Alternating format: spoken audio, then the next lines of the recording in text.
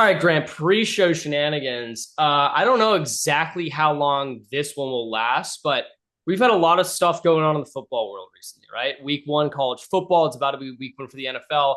But this is a different level of football, and we're not talking about 40U football. That's a different pre-show that we'll have to have in the future. We haven't talked about 40U football yet. Which I don't know how that's allowed. Yeah. Uh, we'll get it. That's another pre-show. We'll talk about that in I a actually future think episode. I'm most curious about the refs of a 40U football Are they game. younger? I'm more fascinated with those people. Like, is But- that the training ground to get into referee? You got to go. You gotta do 40U. You do 40U, and then you can work your way younger. Then Pee Wee. Then Then you get a referee Pee-wee. juice. That's the next you Yeah, go yeah, down. no, juice is a step up. It's a from step 40U. up. But Grant, this is what I have. Remember the guy from the other year? I don't remember his name, but the flag football quarterback. He was like 5'8". Oh, like, Darrell Doucette. Darrell Doucette, yeah. Duquette, maybe. So he has been dethroned as QB1 in flag football, Grant. And you won't believe who dethroned Who's QB1? Grant. Is it Johnny Manziel? The top ranked flag football quarterback Cam? in the United States is Rajon Rondo.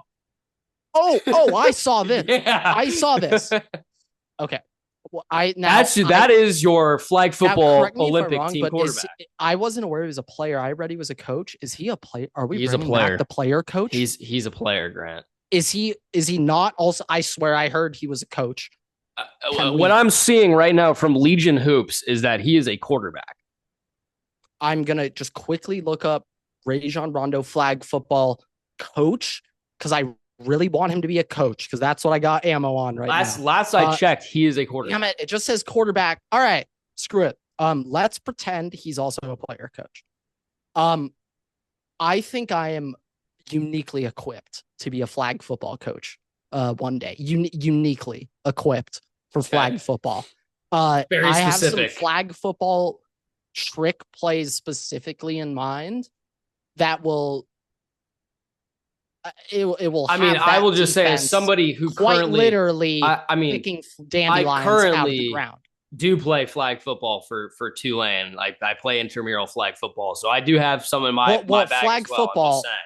I mean, hey, if you want to send the plays, we can test. We can test the plays. You can send them to me. We'll run them. We're gonna have a new generation of flag footballers with the Olympics participating. So we should expect some revolutions in the game of flag football.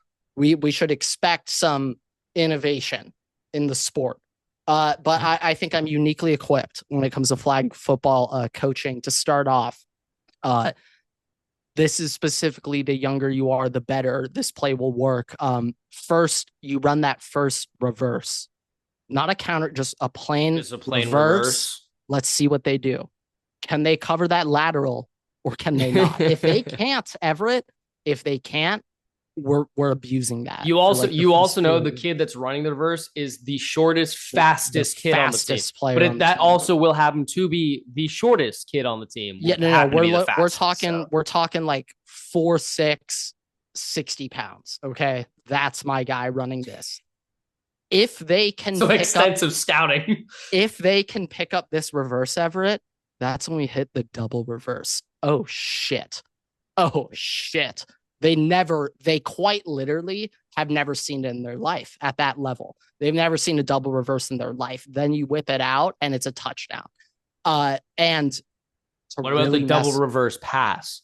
Well, get to the next level. To get passes in this flag football playbook, we're going to need one of two things. Number one, we're going to need a future college football quarterback to be our 7-year-old flag football quarterback. Very difficult to achieve. Not an easy thing to get. However, if we have that, that's step one. The other alternative is if all of our wide receivers are 12 years old, they're 14-year-olds getting ready. They're doing 7-on-7 for their first year. They're playing down. We have some 8th graders who are 6 foot. With a paper. Who was the varsity team that got called down to play you? It's that scenario. Yeah. Cathedral. They were moving different in the mid 2010s. All right, they were moving different. But if we have a wide receiver room that is a bunch of we'll put in air quotes holdbacks, then we can pass. But if not, it's all just outside reverse runs. Okay, that is the entire playbook. At that level. Once again, once we see some professionals stepping into the arena during the Olympics, everything you play Wildcat. You got a couple quarterback draws in there. Everything you thought you knew about flag football will cease to exist. And that's what 2028 Olympics. Hey, I mean, all I'll say is we're still a bit out. When what was it? Was it kindergarten? Was the first game where I got the pick six? Which game was it? Was that kindergarten? Brother, I don't know. I think that was kindergarten. So they do throw. I'm thinking of my kindergarten highlights as an athlete. I would say like 6 doubles in T-ball, 15 dandelions picked and right, 4 pitchers trucked charging the mound. Those are my kindergarten highlights for sure. Yeah. That and like beat the Pokemon Elite Four on Platinum like within 4 months of release date. With no legendaries or with legendaries? Hell no. But we may or may not have stolen a level 100 from the unnamed intern. We may or may not have done that. We may or may not have. Action replay may or may not have been involved. Well, I was unaware that this Pokemon. Oh, you know what? Wait! I forgot. I was not. Did the unnamed intern find? Was actually well, this is the last. Then we're gonna go to this. That changes everything. Did the unnamed intern? Was the unnamed intern the one that found the action replay, or was that you? It was one of you two that found it first. It was unnamed intern found it first. Oh, unnamed intern. I remember. And that was the end. That was the end. That was the end. It was over.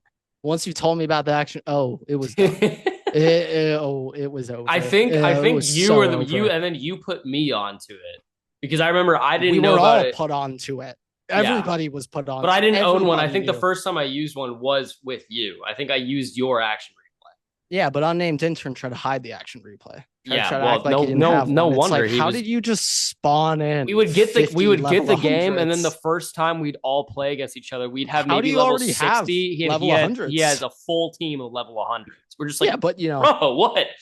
Hey, but if there's anything we've learned about sports nowadays is that if you cheat, it's actually okay because we don't want to punish the current kids. Yeah, no, for what the prior staff did. The committee will just be sad. They'll just be disappointed. That's it.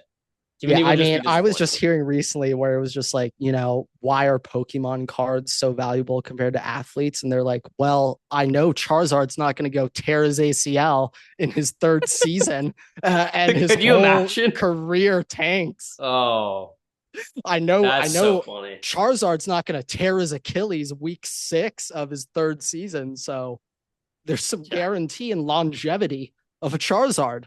That or get suspended for what did Rasheed? Well, yeah, that as well. For, but like gambling. The Achilles had me crying. It's like, Charizard's not going to have a sprained wing. Okay. It could be paralyzed. It could get paralyzed though. It could get paralyzed. Hey, he could have a burnt wing. Well, frozen wing too. It's possible. Yeah, he can't have a burnt one, but you get what we're saying. You get the theme. But I think that may do the pre-show. What a great pre-show. Yeah, I mean that took a turn for the best. Not a turn for the worst, turn for the proud and the brave at the end there. But without further ado, also really poor timing that my notes decided to just freeze and I can't see anything there now, but we're free balling this intro. Without further ado, what is going on, everybody? Welcome back to another episode of the Waterboy Podcast. Today, it is episode 328. And college football week 1 has officially wrapped. What a weekend to start off the football year. It's been a long wait. The wait is over. We finally have football to discuss. We finally have games that were played and had meaning to it. But of course, a lot of people are talking about Ohio State, Texas. My favorite thing this morning, Everett, when I went online and checked, I saw Heather Dinich saying LSU should be the number 1 team in the country. I did see that as well. Oh, it's already starting. ESCCPN is so back. They are so back. We're all the way back. And, I was going to say the Ohio State Buckeyes are back, but in reality, they never left. Hey, I you never know what? said Hey, it on this just for pod. everybody, I would just want to stipulate one thing, just for everybody listening. After the game, Grant texted me and stated Well, explicitly, here, we'll get into it. A okay, lot of factors involved. I still kind of buy into it, but Ohio State, when they are unanimously crowned by the media, is much different than Ohio State when everyone says they're shit and they suck. Much different football teams. When the media loves them, usually good things don't occur. When the media hates on them, that's when they could play up to their potential. yeah. But with Ohio State winning this game versus Texas before, I didn't say it on the podcast, and I regret that. But you guys are gonna have to trust me, big trust like Lamar. But I was telling Everett before the game for Ohio State to back-to-back repeat as national champions. I know how hard that is to do. For Ohio State to do that, I said they're going to need to lose to Texas because Everett now, Ohio State's going to be the number one team in the country for a while. Ohio State is number one. We have Penn State November 1st. Based off recent history, anytime I say out to the void, oh, Ohio State's number one team for the next 2 months at least, everyone replies, have you ever watched Ohio State play Penn State? Like, what makes you think Penn State's going to beat Ohio State?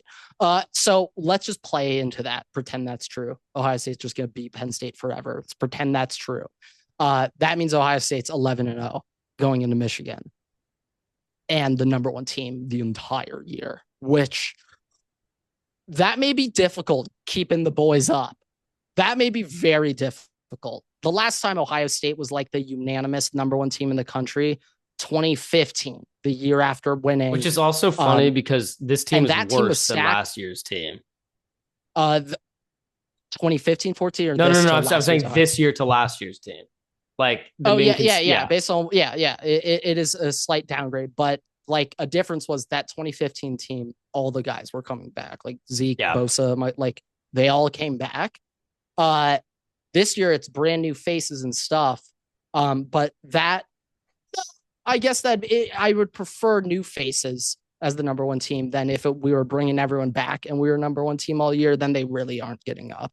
They can't get up if it's a bunch of seniors who have already done it for 3 years and now the number one team, there's 0% chance. So I guess slightly better that it's new guys. They still have something to prove.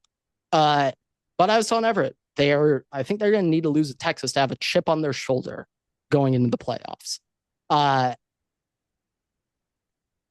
So unfortunately, then you said the only way to create a chip on this team's shoulder, Everett, unfortunately, is if we lose to Michigan. Unfortunately, it's the only way. I hate to say it, but it's the only way. Like, if we lose to Penn State, the chip isn't quite there. Do you think the chip is too small, or do you think the chip is so big you can't overcome it? What if we let's just say if we lose to Penn State, I just don't think we'll have a chip on our shoulder. I just don't you just feel like they don't care enough. Yeah, it's just it wouldn't hit them as deep. Like losing to Texas week 1, that hits you deep because now for the rest of the season you're okay. Told, let me or whatever. Progress the conversation a little bit here, because I mean, like the thing is like I think that's part of the reason we've talked about the past couple years. Yeah, we can also dive into the football game. My next onto a long season outlook. My next question was going to be how you thought Julian Sayin played, because really that is like the biggest question I think to come out of the game and the expectations. Just all off season. Go. Right. So I mean, it's that I think is the biggest thing, and like we could really the conversation came between him and Arch and how they're both going to look, and Arch looked like Uncle Rico. So I think Sayin, now there were a couple of not misthrows, misreads in that first couple of drives, specifically the first quarter. I don't know if you saw. I know you were at the Tulane game, so it probably didn't see, but it was early in the game. I think it was first 4th down for Ohio State of the game. It's a 4th and 1. I believe it's also the first pass of Julian Saint's career as a starter. I know he threw 2 passes before. Those don't count. Okay. It was the first pass of Julian Saint's college career on 4th and 1. And he goes for Claire, tight end, who I've talked about a lot. He goes for Claire on a crossing route, hits him in the worst place, Everett, right in the hands, the worst place you want to hit a receiver, hits him right in the hands, dropped. Ugh, you hate to see it. But on that play, remember, it's 4th and 1. It's his first pass in his career. Jeremiah Smith was wide ass open, like 50 yards down the field, just in the end zone, just wide ass open. Sand didn't see him. Also, it's the first pass of his career. It's a 4th and 1. He's trying to get the first. He's not trying to go score, but they had Jeremiah wide ass open there. They had him routed up. Sand doesn't hit it. Ryan Day chews Sand's ass out on the sideline immediately after that play, fucking drilling into his ass.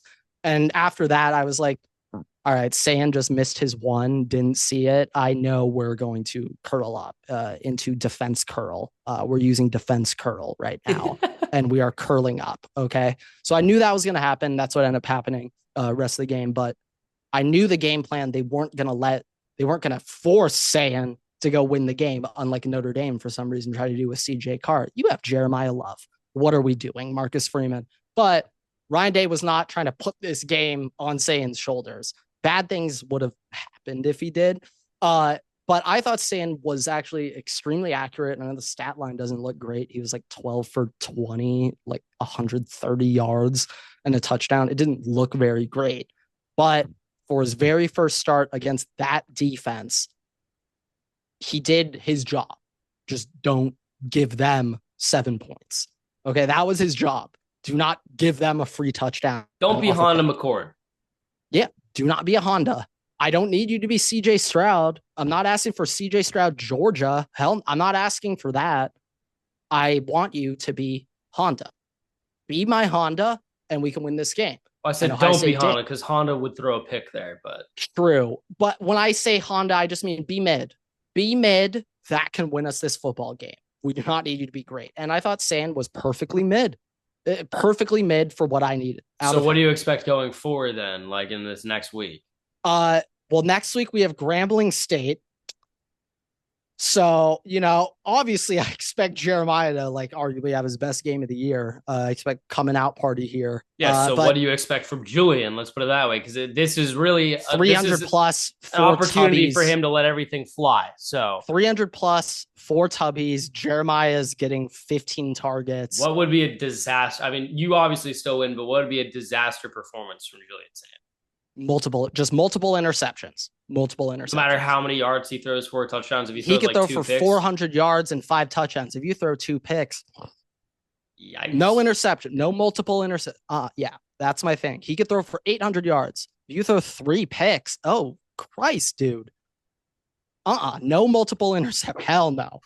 No. The way this team is built and the defense specifically, how good it looks. We cannot be putting our defense in short field situations.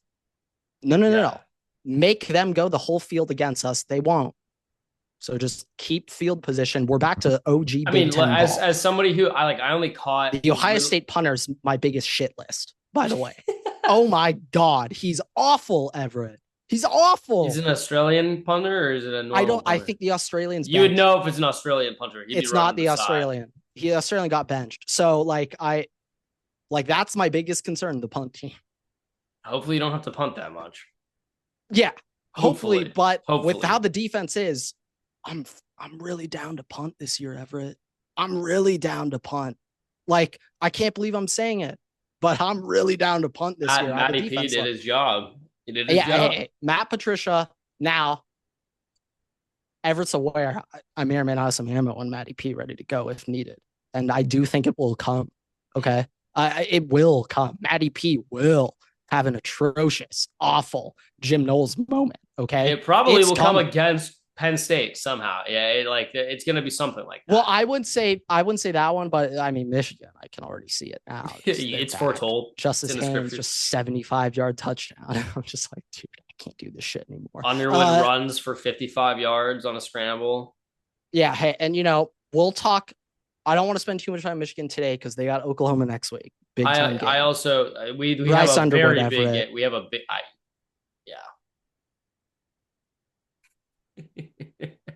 It's the first time in my life I've seen them have a competent quarterback. Shit, like a true. Yeah. Oh, that guy might be worth 21 points alone. Yeah. Like I haven't seen Michigan have that.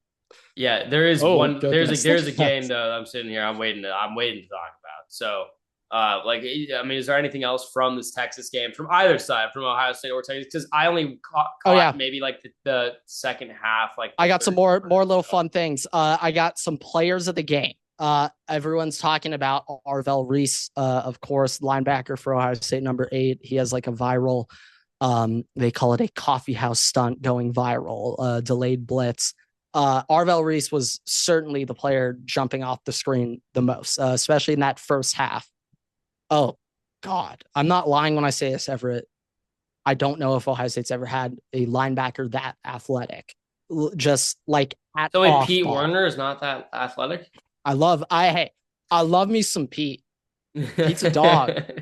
Pete cannot be lining up B gap. He can't be lining up A gap over a center and win that rep. Like, so just the looks he presents. Somebody told Dennis Allen that, or I guess should have told Dennis Allen that. Oh yeah, but Arvell Reese, just the versatility he provides Matt Patricia is unreal. Now Ohio State, we're a 4-3 defense. We are a 4-3. However, so many looks yesterday with a 5-0 front and a 5-1 front with 2 stand-up edges. So like it's not a 3-4. It's a 4-3, but it's a 4-3. You creep up the linebacker and he's standing up and shift everything over. So it's not a 3-4, but we're having some more multiple looks on defense. It's almost like a 5. It sounds like almost like a 5. Yeah, no, a ton of 5 down linemen. Yeah. So a lot of that, it's technically a 4-3. Yeah, it's a 5-1, but it's regardless. Reese provides just a lot of versatility on blitz packages. He's the freakiest athlete I've seen in Ohio State for a long time. So that's first player of the game, Arvell Reese. Second player of the game, Austin Severald, left tackle for Ohio State. Texas fans were clowning him for being balding at age 22 and looking like he's 58 years old. If you know anything about football, a 22-year-old tackle who's balding is not an easy matchup. Okay, that's a very difficult matchup. A balding tackle in his early 20s. Just taking his anger out. Horrifying. Okay. It's just quite literally, football is the only thing he's got going for him, or he's going to go sell insurance. Okay. So Austin Severald, Colin Simmons, who? I was saying Colin Simmons, best edge in the country. Colin Simmons, who?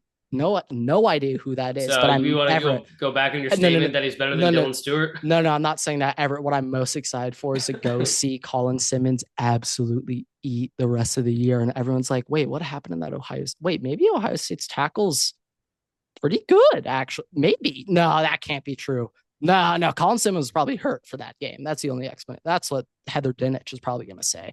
But Austin Severald, that's my second Buckeye of the game. And third Buckeye of the game, I would not have known this if I didn't watch an all 22 film breakdown. So watch the tape, kids. But my most unsung hero of the game, player who wowed me the most, Ohio State safety Jalen McClain.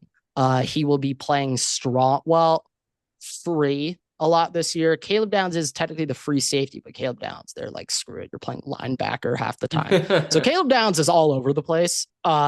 He's technically the free safety, but he plays strong a lot. He's the Josh Metellus. That's what it sounds like. He's all over. Yeah, he all over. He's like Isaiah Simmons, but useful. Okay, all over the place. Hey, I have to take my jabs at Clemson whenever I can, Everett. I got to take them where I can. Yeah. But Jalen McClain's my unsung hero of the game. Elite pursuit and closing speed. Okay. Now safety. Okay. You got to be good in coverage. Yes. But I think the difference maker at safety is that run support. Can they also be a factor in the run game? Obviously Caleb Downs, ridiculous in the run game, but McClain, I was most impressed with his closing speed, his pursuit. his ability to close distance in a very short time. There were multiple screens Texas was throwing out to Wingo, who's one of the fastest wide receivers in the country. Look him up, Ryan Wingo. But Wingo, the threat with him is that straight line speed, and McClain was beating him to the spot, which I never thought I'd say. For that guy, I think Wingo is like at worst the third fastest player in college football. And our safety was beating him to spots, which I just did not think I'd see, especially week 1 for his first ever start in college football. So Jalen McClain is my unsung hero of the game. I don't know if he's draft eligible or not, but I mean, like, shit, that dude might be going to the NFL. Arvell Reese, certainly going to the NFL. Jermaine Matthews, league. A lot of guys making names for themselves. But yeah, Matt Patricia, holy shit. It's Chip Kelly all over again, Everett. Matt Patricia is the defensive coordinator for your New England Patriots next year. I'm telling you right now, he's bold statement. I've seen this shit a lot. He's going to the NFL after this year. It's Chip Kelly all over. It's a bold statement. I was just thinking that there's no Bill Belichick anymore. I was thinking maybe Vrabel might mess with him. I don't know. Defense is like offense. All right, Josh Daniels, whatever his name is, Josh McDaniels can get his fucking job on the Patriots because Mike Vrabel doesn't care about the offensive side of the ball. Fine. Defensive side of the ball, yeah, no, that's okay, Mike Vrabel's baby. I'm just telling you right now, though, I've already accepted that he's coming. We get 1 year of Matt Patricia, and I'm fine with that. He's coming.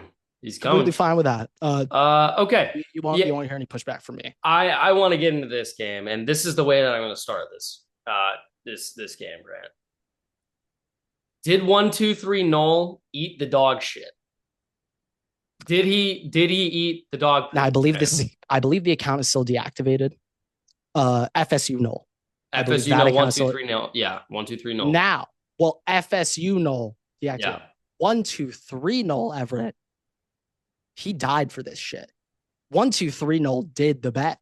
1, 2, 3 Noel did shove the beefy 5-layer burrito up as you know what. He did. And he died for this. 1, 2, 3 Noel. Every ounce of credit goes to 1, 2, 3 Noel. Was that the counter? He reversed all the bad karma. Everything needs to be directed to 1, 2, 3 Noel. It's not even up for debate. And I am sorry he deactivated his account. His wife found out. He had to. I apologize that circumstances led him to his wife finding out. But he died for this, Everett. Okay. So I still don't know if that's enough. So I need to know if FSU Noel ate. He didn't. He has not. FSU Noel. Just remember, there was somebody else did though. Somebody else did try to do it. I remember. You remember the video? I know it didn't, but I'm saying somebody tried. 1, 2, 3 Noel reversed it. 1, 2, 3 Noel with the. I get that. I got the two confused. 5-layer. I got the two. 5-layer. He was the frozen beefy burrito. Yeah. The frozen beefy 5-layer beefy burrito, Everett. But I mean, maybe this is Taco Bell slop at its finest.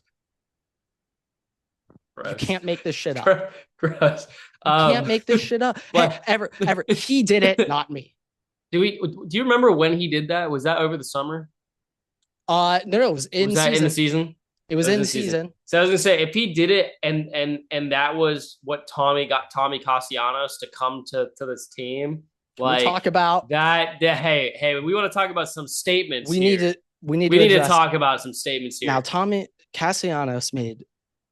I would will say read arguably was the most popular headlines over the offseason for comments at another team. I think it was. Yeah. I think it was the most viral. I'll read it here verbatim for everybody. For everybody who was unaware. This is in June, by the way. This is in June. We had a while to sit on this one. This was in June. Right after he came to FSU and they knew they were playing Bama week 1. Tommy Castellanos says, and I quote, "They don't have Nick Saban to save them. I just don't see them stopping me." And everybody dogged on him because FSU was horrendous last year. FSU was horrendous last year. Everybody dogged him. And what did Tommy Castellanos come out and do, Grant? What did he do? He took Kalen DeBoer to the woodshed. Thomas. I mean, Tommy Castellanos. Is it Miss Terry? Is it Miss Terry, right? Miss Terry is about to be pissed. She about to be real pissed. Tommy Castellanos just killed the Alabama dynasty. Oh, it was already no. Kalen DeBoer did that. He did that. Well, they were on. They were on the ropes. They were on the ropes. Kalen DeBoer did that. They were on the ropes. Okay. And Ty Simpson did that. Ty Simpson booty. Well, they were on the ropes. Okay. Alabama's on the ropes after last season. They were there. Castellanos just hit him with that 1-2. So here I want to look. I kind of know what your stance is on this, but let's embrace debate. We'll see how much. I really hope you take this in one direction. Is Alabama bad, or is FSU good, or is it a mix of both? I think it's certainly a combination of both, but I think it is more so Florida State's pretty good.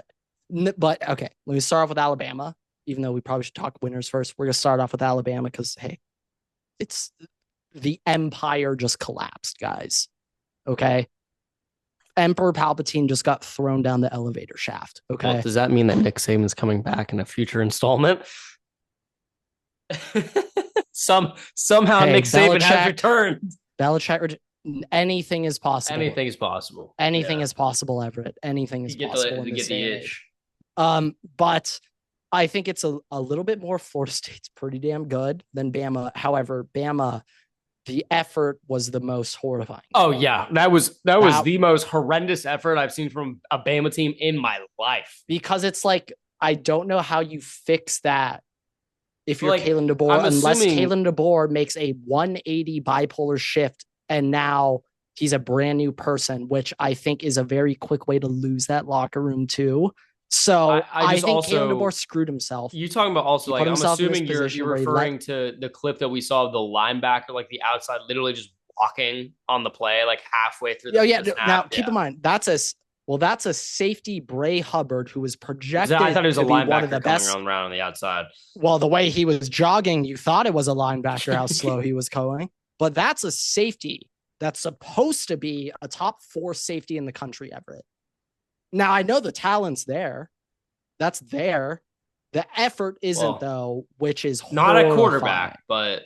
Well, I'm talking for that player. Yeah, Bray Hubbard, his talent... I know he's talented, but Bray Hubbard, if he was playing under Saban, he knows he would never, because today would be hell in film room. But if DeBoer's the head coach...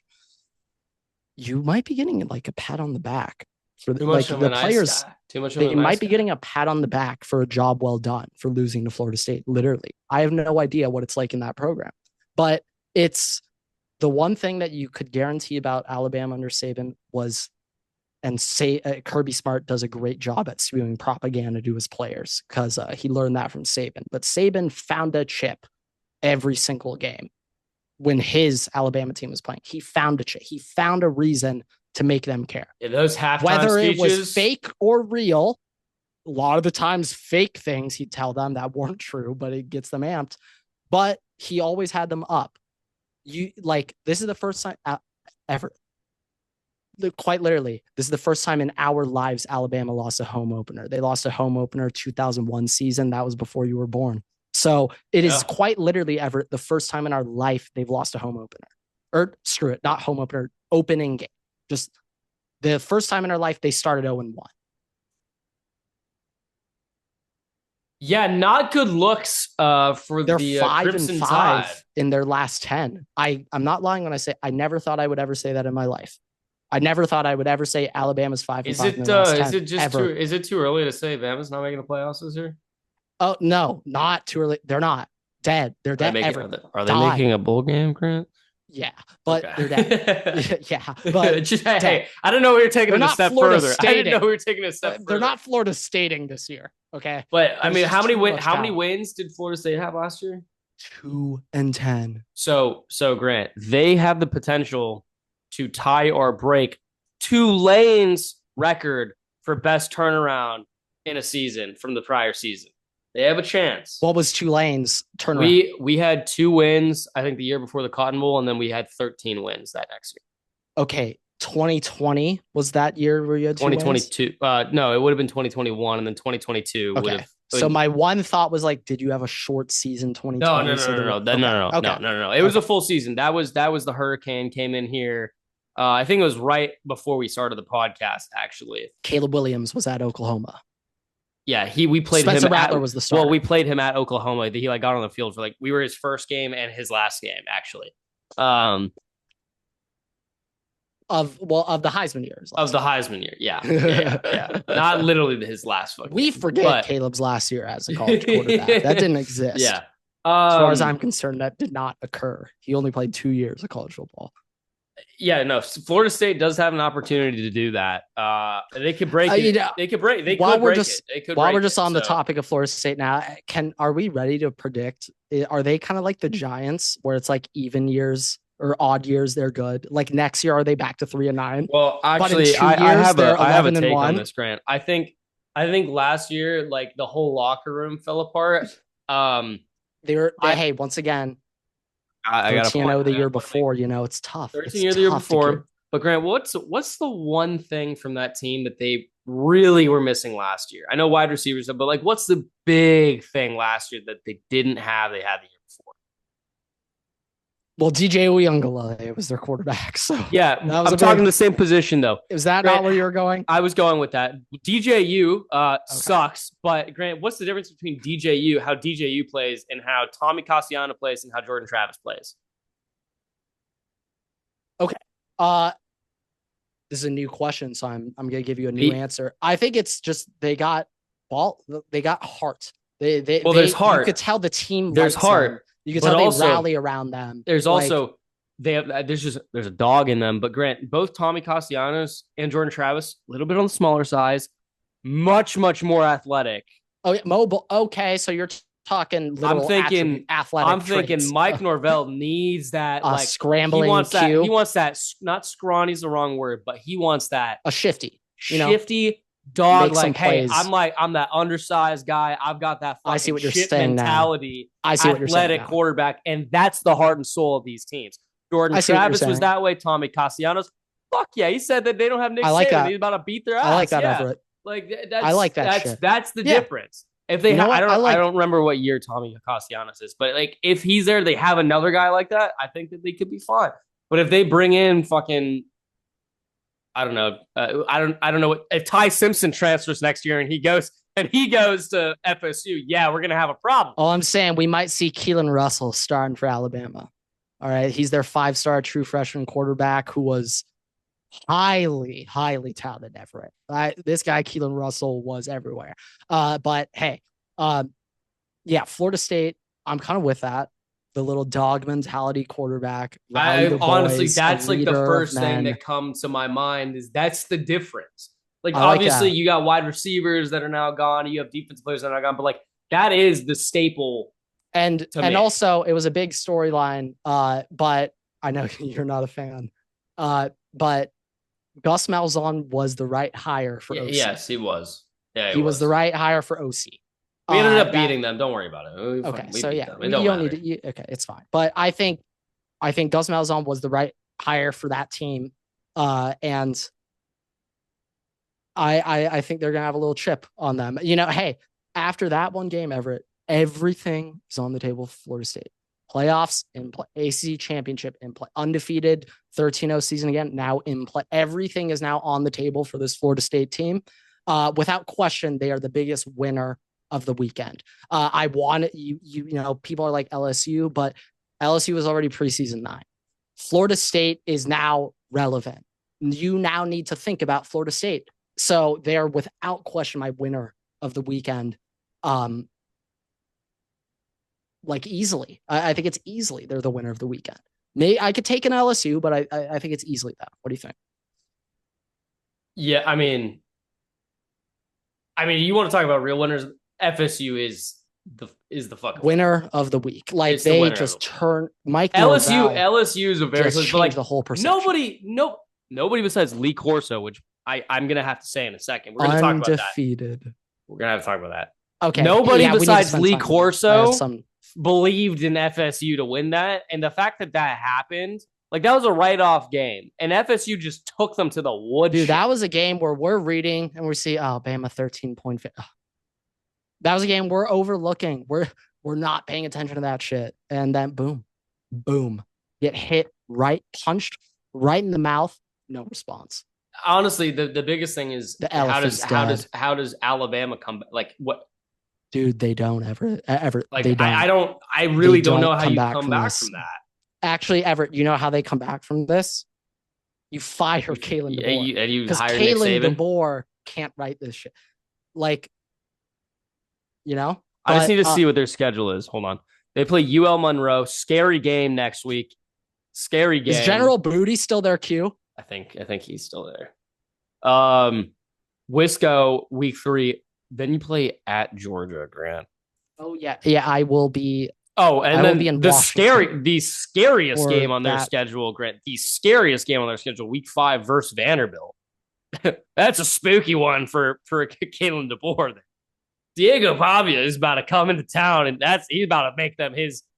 He's about to go. I'm saying it, but are we like comfortably on Vandy spread right now today for that? Are we comfortably on it? You give me 6.5 points, I'll take it. I will just say that's a game where Kalen DeBoer could give them a chip on their shoulder. I mean, after last year, he better. If they fucking lose to Vanderbilt this year, Grant, it's at home, and they'll find a way to tarmac. They'll send him back with Vanderbilt to tarmac. Yeah, they'll make a tarmac. They'll use www.findatarmac.com. His car's getting towed out of the parking lot before the game's over. It's gonna be a lot worse than that. What Brandon Walker was saying about Brandon Walker's like, I feel bad, many people involved, but I feel worse for Kalen DeBoer's family. The hell that they're about to be put through by Alabama fans, his family. Oh, hey, I have an easy solution for you. I have a very easy solution for you. Just coach the fucking game right. Like, that's an easy solution. Don't lose to FSU. It's too late to fix it. No, I know it is. The culture he tried to establish, he can't just reverse on it now. I will just say he's the least genuine human, but ever. Somebody said this the other day, and I'm kind of with it. He had the opportunity to just make Washington a absolute dog program and stay there and run that ship. He would have been the GOAT. Do not get me wrong. If I'm offered the job at Alabama, I'm going to take the job at Alabama. It's like the Yankees. And he was like the highest.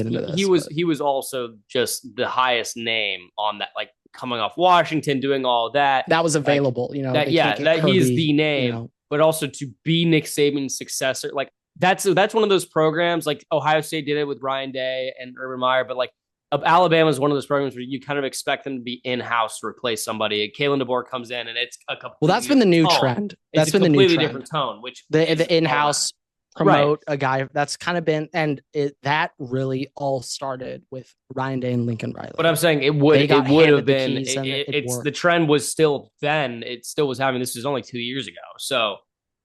Oh yeah. I will just say this while you were just talking about how you expect Bama. You can expect that they're almost like situation proof, and kind of regardless the external factors, Alabama is still Alabama football. What I'm realizing now, Everett, now as a 23-year-old whippersnapper in my day and age, I've been under this impression my entire life that Alabama is the top tier program. They're the Yankees of college football. Alabama is situation proof. They've had the 2 best coaches in college football history, Nick Saban and Bear Bryant. I was always just under this impression that is the gold standard. But Everett, what if the reason Alabama was the Yankees of college football was because of Nick Saban and Bear Bryant, the 2 greatest coaches in college football history? What if they're not situation proof? What if they aren't external factor proof? What if it's they need to have the perfect guy? Well, the competency, like the program will always be a legacy. It's always going to be a blue blood legacy program. But like, if you don't have the competency to run the team, and to call the plays. It doesn't matter. No matter what team you are, you're not going to be situation proof. The difference is you have fans that are passionate enough to force you to change that and make the situation different. Like there's just schools in general where, especially in the SEC, but you have those programs who the reason why they're quote unquote situation proof is because if the situation arises where it's problematic, they will very quickly make a change to try to correct the ship. And you Everett, have a very short I will never forget when the Texas A&M boosters quite literally danced on the 50-yard line with Jimbo Fisher's buyout check. I'll never forget. They quite literally danced on the 50-yard line with his buyout check. Yeah. Okay, I want us to talk about Lee Corso real quick, and then I do want us to get into just the NFL. real quick on that. Just we'll get to Lee Corso in the NFL, but just Everett, where I want to further point with that Alabama thing is it actually my team who's situation proof? No, I have a couple names for you. One of which is the Wisconsin current head coach. Okay, Luke Fickell for a year, and then Pete Carroll. Pete Carroll at Ohio State. Oh no, not at Ohio State. Where was he? He was at USC. Fucking what the fuck was that? Oh, dude, that's a USC leg. No. There was a that needs to be ingrained in your brain. Pete Carroll's the USC head coach. There was another Buckeye head coach. I'm thinking. Oh, John Cooper sucked ass. True. Yeah. My point is, very different name. I don't know where the fuck I pulled even under Pete Carroll is from Vikings. Even under John Cooper, Ohio State has through the month of October, essentially my entire life, they've always been in the national championship race. They've always been in it. They haven't won it every year. They're not the most successful program, but they've always had a shot. And I am starting to think how the past couple of years I'm saying, oh, the expanded playoff, you idiots just allowed Alabama and Ohio State to be in every year, no matter what. I was wrong saying that. It's just Ohio State. That confirms. I mean, look, you're talking about the record, and you're talking about how many games you in win. Terms of floor, and like that's what I'm looking at. Floor, and I think as happiness as a fan in November, do I still have something to look forward to? Yeah, and because of that, I think Ohio State might actually be the best destination. And a big help is being in the Big Ten. Like, yeah, that's a big help. I do think though, like, I mean, it's still based on like the coach. Like if Ryan Day retires and you have a coach that's just bad. Oh, well, sure. But to this point, sure. Yeah. To this whoever, you know, so did Bama. Well, like kind of. It was for Nick Saban's replace. You had a pick of whoever you wanted. But this is the thing. They just did it too late. They did it too late. Coach. Yeah, no. And Saban kind of screwed retire. Like, but it's the greatest coach in college football history. That's. I mean, okay, sure. To this point, but I do think that as a general thing, right? the definition of situation proof comes more to the program expectations. Nobody is situation proof, right? Them being willing to quickly replace. But last thing in college football that we got some NFL stuff we need to wrap up with. Just shout out Lee Corso. Just shout out Lee Corso. Did you get to catch any of the game day? I saw some of it. I didn't get to see the headgear. I saw it after the fact, but I caught some of game day before I left for my game. But obviously, all the schools that Lee Corso coached at ended up winning this week. And if you had done that parlay, by the way, Lee Corso, every single pick he gave out was correct. Was also correct. If you had done the Lee Corso pick parlay, I believe it was $10. You would have won $1,073. If you did the Lee Corso parlay. But just shout out, like, what a way to fucking go out. And then on top of that, I saw this tweet, and I think this is basically a staple. You know, this laments everything. We make the joke about the European mind not being able to comprehend like American football and stuff. But like they seriously, they actually can't. Everett. They seriously wouldn't be able to comprehend 105,000 people giving a standing ovation to a 90-year-old man in a tuxedo for putting on a mascot helmet. Like that is adorable. That is crazy.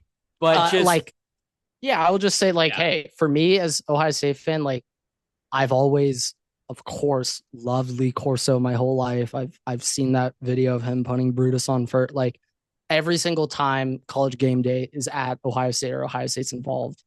I will see multiple clips on Twitter of Corso putting on Brutus for the very first time. So like for me as an Ohio State fan, Corso is obviously, I've always loved him. Yeah, I just no, yeah. As an Ohio State, he's always been a fan. But just what a way to go out. I just didn't think I'd be that emotional, like ever. I'm not lying. I almost started crying when I was watching. I was like, I didn't think it would make me this sad. And it's like, we've known he's been on his way out for a while. Like we've known this, like, but I was just more so shocked with myself how emotional I was watching it. I was on the verge of tears seeing it. And I was shocked and kind of like, it's a good reminder how important Lee Corso was for so many college. You don't have fans. College Game Day if Lee Corso is not there. No, you don't. And it's just like I kind of just took for granted how impactful Lee Corso was on the sport. How much of like a bright joy Lee Corso brought you when you saw him make his headgear pick and just all the not so fasts. Like he's just fuck it. One of the greatest entertainers just of all time, just in any sort of entertainment, not even just sports, just one of the greatest entertainers that we've ever had. And yeah, I mean, it sucks that this next generation of college football fans, they're not going to know. Yeah. And shout out ESPN. They're not having Pat McAfee now do it. It's done. There's no more headgears. No more headgear. That's done. Okay. Which I love that they're doing. That's how it should be. There's only one Lee Corso. Just give it 3 years. They'll be like, oh, we get money. Yeah, but they're gonna. But yes, for now, they're gonna need you to put on the goddamn Brutus helmet. Like for now, it's gonna be Nick Saban. They're gonna buy him over, and they're like, all right, Nick, your turn. Yeah, but one opening week of college football. My last thing is Everett. Defense might be back. I know defenses should be ahead of offenses early on in the year, but I was shocked at seeing so many of these top teams have very good, stout defenses, like specifically LSU and Miami. Yeah, they did very good. Also, to be fair, Miami's game was very extreme, like whether it was pissing rain to start the game. And also, it doesn't help. Also, very strange that they relied on CJ Carr in a pouring rain. Yeah. So there's a caveat. There's a caveat, but I will say at the end of that game, the one point I will make, the very end of that game, the last drive, you might remember what I'm talking about. The right tackle on Notre Dame just got absolutely fucking waxed on that last. That was one of the most embarrassing displays from a right tackle I've seen in my entire life. I think this may have been the worst weekend for right tackles on top 10 college football teams ever. That's a Sports Center not top 10 list right there. I'm actually thinking through my head. I don't know if there's a single team in the top other than Miami. Moago is unreal. Other than Miami, I don't think there's a single team in the top 10 who was confident in their right tackle. Dude, Ohio State's right tackle was like the specific play I'm thinking of though, and the one I'm thinking right tackle on the last drive. On the last drive, just gets fully turned around. Yeah, that's just embarrassing. He got spin cycled. You're a tackle. Right. But we need to get in the NFL here to wrap up the episode. Couple different things that have happened since last week's episode. Obviously, Vikings traded for Adam Thielen. Not much to have to talk about there. Another big trade to talk about. I want to talk about that in a second. We got to get to Rashee Rice. Okay, Rashee Rice suspended 6 games, first 6 games of the season at minimum for the Chiefs. Grant, you're muted right now, buddy. Can I comment? Can I comment quickly on this Rashee Rice? Yeah. As a Chargers fan, I don't know if I like it or dislike it more, because I was just thinking an in-game Rashee Rice suspension that can just screw shit up. Like it could just, you have like 6 weeks of an offense. I'm assuming Rashee Rice could be a big part of this offense. And then 7 through 13. All right, gone, revert. It's 1 through 6, but the first 6 weeks. I know. Originally, it was, hey, he's going to play the first 4 weeks. The suspension will be mid-season. Now it's the first 6 weeks. I think this At could minimum. be better for the Chiefs come playoff time. Yeah, come end of the year. The problem is, I think that as part I'm of the obviously suspension, very happy. as part of the suspension, usually you're not allowed to be a part of practice. And that kind of throws a whole wrench into it because you're not at practice for 6 weeks. Oh yeah, no. So, but hey, just generally speaking, as a fan of a team inside the AFC, as you are a fan of a team inside the AFC West, it is the hardest stretch of their season. Playing the Chargers, the Eagles, Giants are bad, but Ravens, Jaguars, Bills at the end of that season, Lions are at the end of that. Lions. Okay, so that's the key thing because if you looked at it, the week 5 through 8 stretch potentially was also like pretty rolled. I think they got Bills, Lions, one other like big dog. And at my first thought was like, what my very first thought was like, dude, I'd rather have Rashee Rice for those games than the first 4. Like, I know it's the Eagles, but we probably aren't being them anyway. So like, yeah, those other teams, those are like you guys can take those. Those are big games. But onto the bigger news of the week. That I immediately went to the bar after this happened. Green Bay Packers have traded for Micah Parsons, although apparently he does have a fracture in his back, in his spine, sprain, a 4-5 something sprain or a fracture. Grant, let me give you all of this information. Yeah, no, give me the brain dump. Let me give you all unfiltered, all of you guys this information. Don't keep this organized. I just want what's on your mind. Just need it. Just for starters, therapy, waterboy therapy. Jerry, what are we doing? What are we doing? Dude? Like, I will speak for Cowboy fans here. What are we doing? Why are you trading him? Then you sign Deron Bland for 4 years, $92 million. You have one more year to that. You basically have Micah Parsons' deal right now. So I don't know. I don't really know what that's all about. For a quarterback, too, as Grant put it before we started recording, AJ Bouye. What the fuck are we doing? You don't pay AJ Bouye $90 million. All right. But I mean, Grant, here's the bigger thing. All right. I've got some trade comps and value, and I've got some other things that give me these. I haven't seen these. Give me these. So let's just say this. This came out before the trade happened. Okay. A predicted trade? No. This is just compensation. In September of 2018, the Khalil Mack trade with the Bears, Grant. Khalil Mack, the Bears got Khalil Mack, a 2nd and a 7th. The Raiders got 2 firsts, a 3rd and a 6th. This is for Khalil Mack, all right? This is not Micah Parsons. And remember Khalil Mack guys, remember the Chicago Khalil Mack year? He was really, really good at football. Yeah. Really good at football. Okay. Jamal Adams, I believe, also that compensation was more. I got to pull it up specifically. What a trade for the Jets. Oh, my God. Let's see.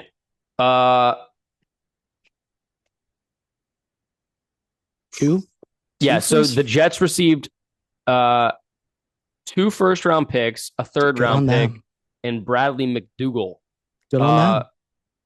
And then there was another trade, too, that I saw. But, like, for the most part, a lot of these...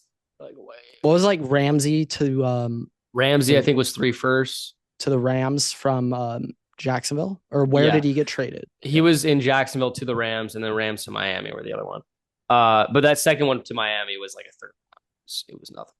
But like you also have like the Stafford trade, all this stuff. Like I get he's not a quarterback, but he might be like the greatest defensive player of all time. He's one of the most impactful players in the ever. Like it does screw you over when like they should have, if they're trading him, you trade him in March. You don't trade him now. Yeah, no, exactly. But since Micah Parsons joined the Cowboys, when Micah Parsons is on the field, the Cowboys, I believe, were the number 2 defense in the NFL. When Micah Parsons didn't play for the Cowboys, they were the 32nd best defense in the NFL. So, Everett, that might be the craziest stat.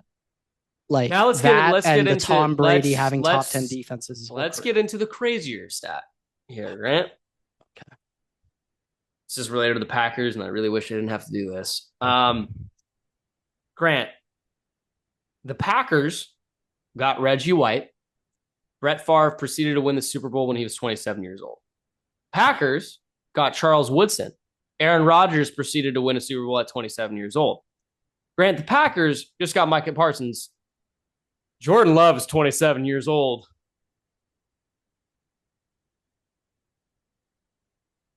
I will say, I'm sorry, dude. I will say, I just saw Michigan win the ship. I know how bad I will say, dude. I'm sorry. It took them a couple years after they got Reggie and after they got Charles Woodson to win a Super Bowl. It wasn't like they were 27, the same deal as this. But in typical Packers fashion, history has a tendency to repeat itself. Not a fan of that one. I did not love that. That was not an enjoyable thing to find out. Everett, help me out. Help me find some holes on the Packers team. Okay, give me like one or two position groups. Corners, first of all, the entire secondary is absolutely booty cheeks. Okay. So that's a good starting point. That's a good starting point. Offensive line. Their offensive line is not great. Mid to below average. Yeah, about. Do they have like one tackle or something? Like one good guy? Like what's their center's pretty good. Who gives a shit about that? But like Rasheed Walker, I'm pretty sure is a I don't know, is he a rookie or he's a second year player? So draft 2022. He was a 7th round pick. He's their starting left tackle. Zach Tom, who they just signed they gave a contract extension to, I'm pretty sure 4th round pick. Like a lot of these guys are not like, it's not like the Bakhtiari. It's like, it's not. Yeah, that's what I was thinking. Like, do they got a ball? We also like also the wide receiver core is still not like, it's shaky. We don't know. But the biggest banged up. Yeah. Is biggest Reed banged up and Dobbs. Yeah. The biggest, Christian Watson Dobbs just years ago. Yeah. But generally remember when I said Christian Watson's gonna be the best receiver in that class? Wow. Boy, what a miss for you, God. Me? Boy, I was no, as in a miss on me, but good for you. Yeah, like wow, what a miss by me for you. Their corners are not good. They have their safety. They got X. Xavier McKinney is good, but like corners, okay. Keyshawn Nixon is their number one corner. Grant, they have Bo Melton that they switched to cornerback from wide receiver in there on the team. Obviously defensive line. Wait, really? Yeah. Is he starting? No. Okay. Right, but he will play. But like obviously their defensive line is good. It's just like also Kenny Clark tackles though. Devontae Wyatt and this guy Colby Wooden. I don't know too much about, but because my thought was they may be a little weak inside. They could linebacker. They could kick Van Ness inside. How's the off-ball inside linebackers? They got Adrian Cooper, who's good. Quay Walker is good, and then Isaiah McCoy. Which I'm surprised. So they can make traded, up for the inside. But like, I thought Gary had to have been in that trade for it to occur. Kenny Clark is 30 years old, coming off the worst year of his career and being injured. Why is he the player that you want? Like, what are we doing? That Gary wasn't required in the like. I was like, okay, Gary or Quay, one of those two is what I would expect. Like, I thought that was almost like required. Or fuck it, Josh Jacobs too. Like, they need a running back. That'd be funny. That'd be very funny if they went for Jacobs as their player. Like, they need a running back, to be fair. But yeah, I was just shocked they got to keep Gary. Because it's like, dude, you're doubling Micah. Yeah, I will just say, hey, Gary. Hey, look, if you're a Bears fan, if you're a Bears fan, you might need to pray for Caleb's health. Let's just go through. Caleb was my college quarterback. I was a little scared for him when I read that. I was a little nervous. Let's just go through the list of defensive linemen he needs to go against this year. Oh, I like this NFC game. North. I haven't done this. Wait, North. let's do this. So obviously, we're just talking edges. We're just going to talk edges here, just edges. Obviously, Micah Parsons. It can expand if need be. He's got to go against Micah Parsons, Rashawn Gary. He's got to go against Aiden Hutchinson and a potentially healthy Marcus Davenport, and he has to go against the king of the Vikings. He's got to go through the Gink, Grenard, and Dallas Turner in the rotations. And now let's go to the insides here. All right. Yeah. Obviously, the Packers Devontae Wyatt, maybe Lucas Van Ness, Kenny Clark was that bright spot on the inside. Well, not last year, but yeah, not that bad. On the Lions, DJ Reader's pretty fucking Tyleek good. is there now. Tyleek is starting. I don't know So if he's gonna start. Tyleek, If he's Alan not starting, McNeil, and DJ Reader. Yeah, and then we get to the. I like your guys' tackles. We get to the scary part of this situation, Grant. I like your guys' tackles. Yeah, Javon Hargrave, Jonathan Allen, and Jalen Redmond, who last year was pretty fucking nice. So I would, don't forget like Ivan Pace coming. You got Quay Walker coming up the middle too. Ivan Pace, Alex Anzalone's coming up the middle. Like, yeah, I would be terrified. It's a good thing. Everett, it's a good thing they retooled their offensive line, but Everett, I kind of completely forgot that UMFs signed Jay Allen. Yeah. Jonathan Allen's been one of my favorite players for the longest time. Yeah, great. So just think all that handling Ohio State's just think of all that and just remember that Braxton Jones and Darnell Wright are tasked with dealing with that on the outside. So I'm just hearing with you guys getting Allen, you guys are a 3-4, correct? We run a 3-4, and then it's Jonathan Allen, Jalen Redmond. It's Jonathan Allen, Jalen Redmond, and then Javon Hargrave on the 3. Hargrave is horrifying. What I think is the most fascinating with Allen, I'm gonna be looking into this because I forgot he was on your team. Holy shit, you got me hyped now for some Viking football, baby. Jonathan Allen's very versatile in a 3-4 look, where when he's playing 5 tech, he can be your contained man C gap. He could be your 3 tech B gap. Like, he's a very versatile edge. Now, I know he's not like the speed sack off the edge, but this is NFC North football. This is man football. He's a man D lineman, and you want men on your D line. Look, I also, NFC North. I also like just saying this as a general point. NFC North was already the hardest division in football. It only got harder with Micah Parsons coming.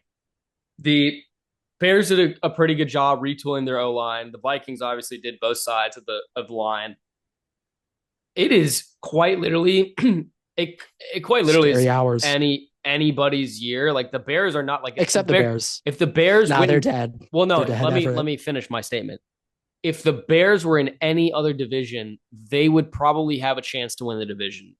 The Bears are not winning the end. They're not even coming in second place this year. They're coming in I'm sorry. They will come in 4th place this year. And it's not a knock on the Bears. It's just how fucking good every other team in the NFC North is. Like, I feel like this happens every year though. Whoever the best conference, the worst team in that conference, barring a couple of but like also usually the worst team 7-9. The Bears could surprise everybody. 7-10, the Bears could surprise everything, but like just a general point, like, for Bears fans,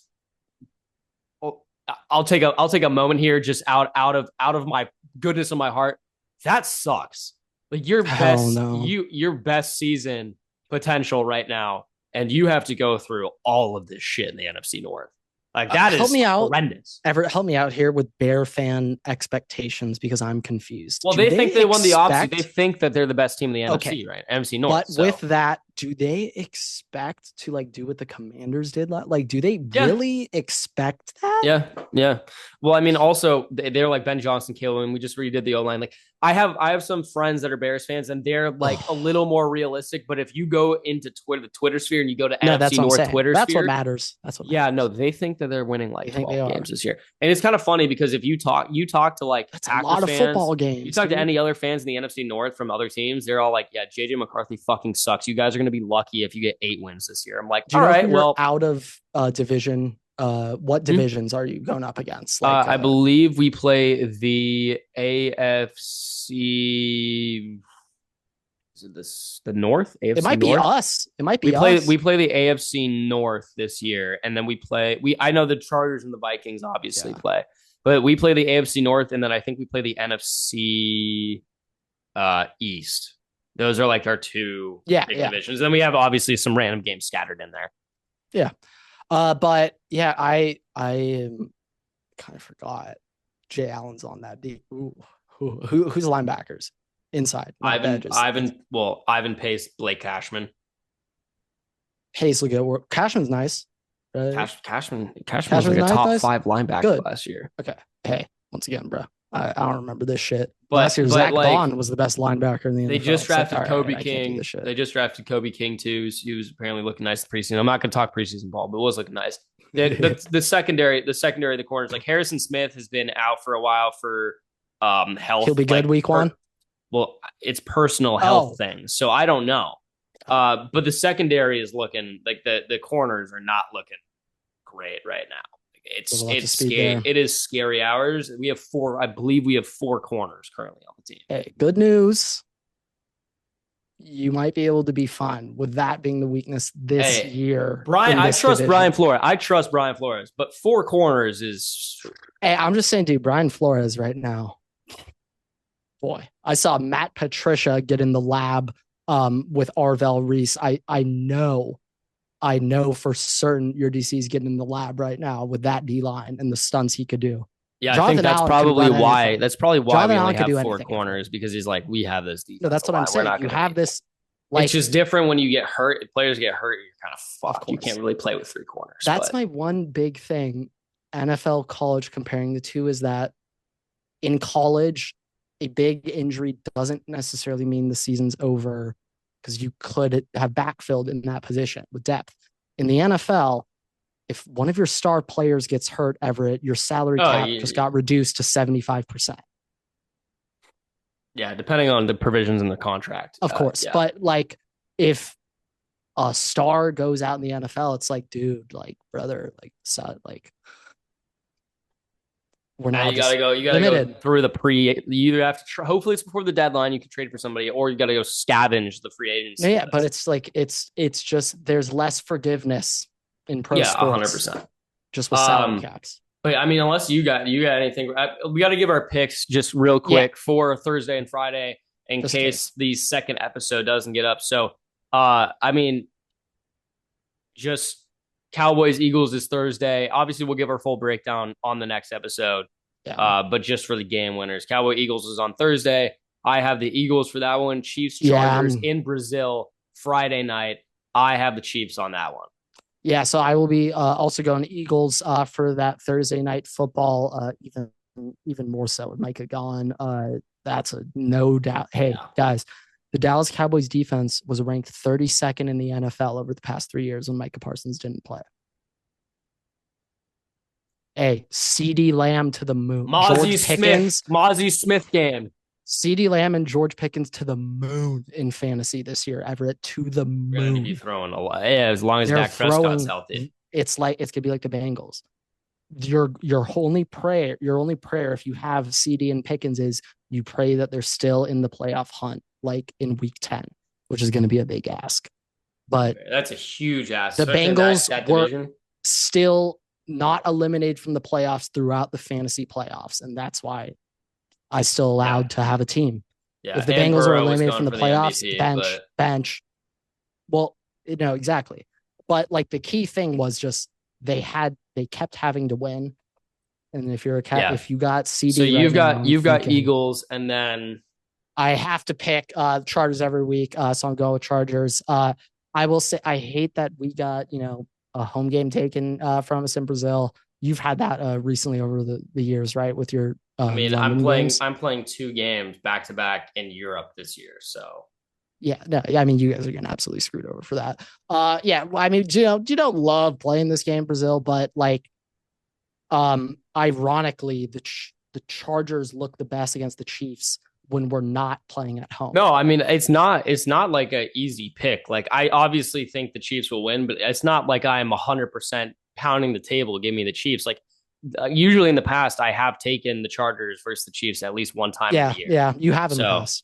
Yeah, like it is not a gimme. And if the Chargers win this, obviously I'll take the Chiefs in the next game. But if the Chiefs win this, I'll probably take the Chargers in the next game because you guys like the Chiefs again in the next one. Yeah, I know, but I have a tendency because you guys do play them very well compared. Yeah, we play them tough. That's our Super Bowl. It is so we play them hard, but. I mean, also if it's the same field in Brazil as last year, the running game is going to be nice. So, shit! I thought you were thinking like another lower body atrocious injury. I have no idea if that contributed to Jordan. You want to destroy a Chiefs fan season real quick. That's where you go with it. I mean, hey, I'm surprised Derwin hasn't been suspended yet to protect Travis Kelce. That should be coming pretty soon here. Yeah. Also, I mean, we failed. dude, We failed to mention this yet, but yeah, Taylor Swift and Travis Kelce are engaged. So Kansas City Chiefs will be your 2025-2026 season Super Bowl champions. Book Can we it. guarantee Taylor gets a halftime show? Maybe you know, as like not like she is it, the halftime performer, but like she might just come on the halftime like a guest. show. Like a guest. Okay, Like no, she I'm just talking. She's just she appears as either as the headliner or on stage. I think this would be. It makes the most sense. Like, yeah. But now you got a real AFC West war between the Madison Beer stands and the Taylor Swift stands. you know, so we could wrap up with this. This is a message to the Madison Beer Standum community that I joined on Twitter. Just a message to shit. What do we call ourselves? The Madistans, maybe. The beer kegs. Shit. Yeah, I forget our name as an organization and cult. But I want to shout out the girls. The girls have been working overtime, getting some good old propaganda out there on Herbert and Madison. So I want to shout them out. You guys have been impeccable. I cannot commend the work you've done more and the effort you've put in. So I just want to give a shout out to the Madison Beer Standum community. They've been excellent. They've welcomed us in with open arms, which I appreciate a ton. Yeah. But with that, thank you guys so much for watching, listening, raise 5 stars. You can find us on Spotify, Twitter, and on Instagram at Waterboy Pod. You can follow me on Twitter at Everett@Waterboy. We post episodes every week on YouTube and all podcast platforms. So make sure to subscribe and turn notifications so you don't miss a single episode. We also post exclusive content on TikTok and on Instagram as well. So make sure to check us out there so you don't miss anything else. And with that, we'll see you guys in the next episode. Waterboy's out.